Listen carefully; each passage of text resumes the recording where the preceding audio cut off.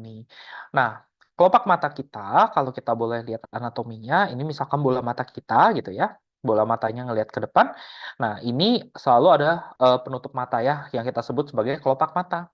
Nah, kelopak mata itu sebenarnya kalau kita bagi dua pakai garis putus-putus gitu ya, kita bisa membagi si kelopak mata menjadi dua, yang bagian keluar sama yang bagian di dalam.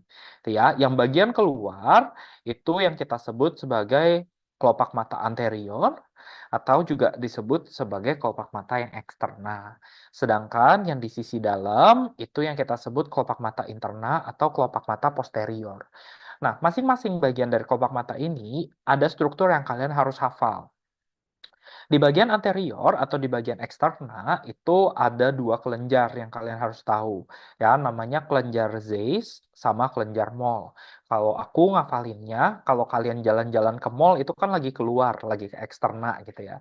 Nah, di mall itu ada apa? Di mall itu ada optik Zeiss. Nah, kita ingatnya gitu. Jadi Zeiss dan Moll itu dua-duanya lokasinya di eksterna. Nah, di lokasi eksterna juga itu adalah tempat adanya bulu mata.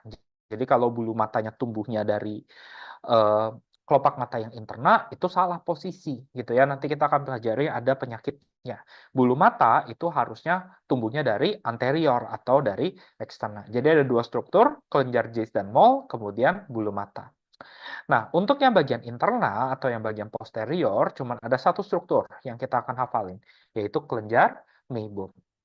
Oke, ketika kita belajar gangguan kelopak mata, ini kalian harus hafal, biar gampang nanti belajarnya.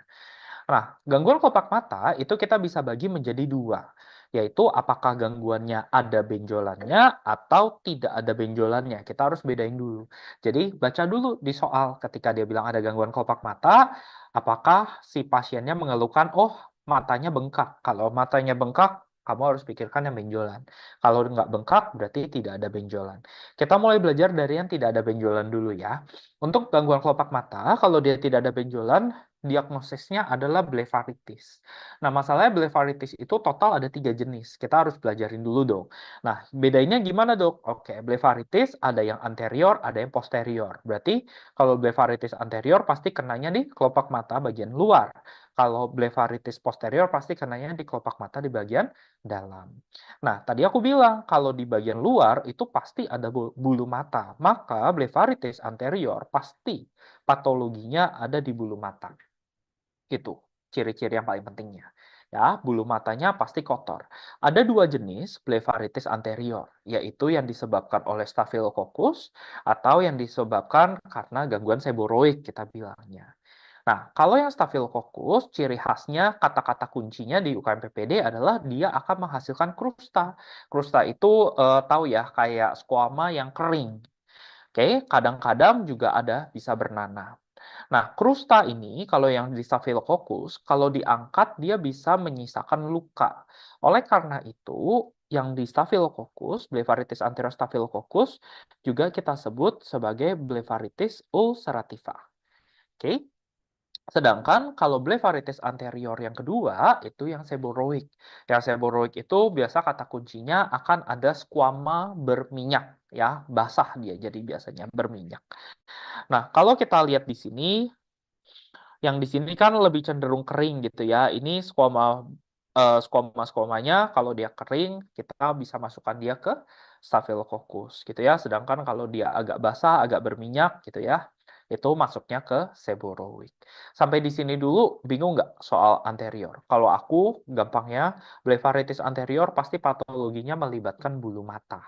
Sedangkan kalau blefaritis posterior itu peradangannya pasti di bagian belakang, ya kan? Kan posterior. Di belakang cuma ada satu struktur yang kita pelajari, yaitu kelenjar Meiboom. Jadi blefaritis posterior pasti ada radang pada kelenjar Meiboomnya. Nah, radang pada kelenjar Meiboom itu kelihatannya selalu sebagai benjolan-benjolan yang bulat-bulat satu-satuan gitu. Oke, kalau kita lihat di bulu matanya ada problem nggak? Nggak ya, bulu matanya bersih, bagus. Tuh ya, tapi di bagian belakang dari bulu matanya, daerah posteriornya, kita bisa lihat bulatan-bulatan putih ini. Ini yang kita sebut sebagai Meibomian Gland Dysfunction, atau suka disingkat jadi MGD, Meibomian Gland Dysfunction. Ada banyak penyakit yang bisa melibatkan meibomian gland dysfunction. Nanti salah satu yang kita akan pelajari yaitu dry eye syndrome juga bisa karena meibomian gland dysfunction. Ya, tapi sekarang yang kita hafalin adalah blepharitis posterior, adalah peradangan pada kelenjar meibom, dia menghasilkan benjolan-benjolan yang putih-putih gitu ya di bagian posterior kelopak mata kita. Nah, kalau misalkan dia banyak banget cairan di dalamnya, kadang-kadang dia bisa keluar. Ya, cairannya kalau keluar itu seperti pasta gigi kita bilangnya. Jadi cairan yang keluar cairannya putih kental.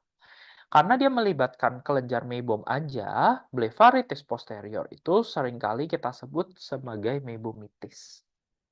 Oke, sampai di sini dulu. Ada yang bingung nggak? Atau ada yang merasa aku ngajarnya kecepatan, kelambatan, aman? Kalau aman boleh bilang ya di chat.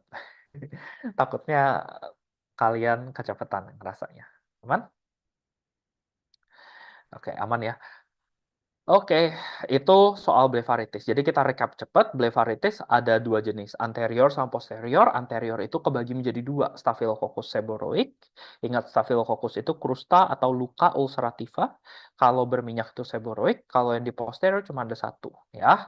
Dia menghasilkan bulat-bulatan warna putih, atau kalau dia cairannya kebanyakan nanti akan keluar cairan putih kental gitu ya, seperti pasta gigi kita bilangnya.